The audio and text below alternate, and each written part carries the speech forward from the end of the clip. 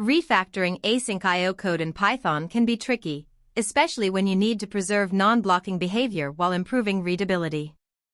In a head-to-head test, Google's Gemini and xAI's Grok were given the same tangled asynchronous function that mixed coroutines with blocking calls.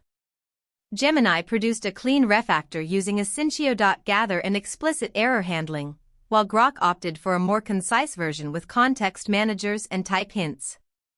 Both generated working code, but Gemini's output was more aligned with modern Python best practices, and Grok's was slightly more compact.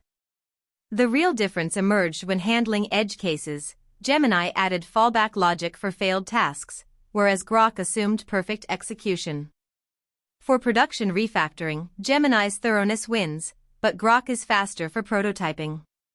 The takeaway: use Gemini for robust AsyncIO rewrites, and Grok for quick drafts when you know the context is clean.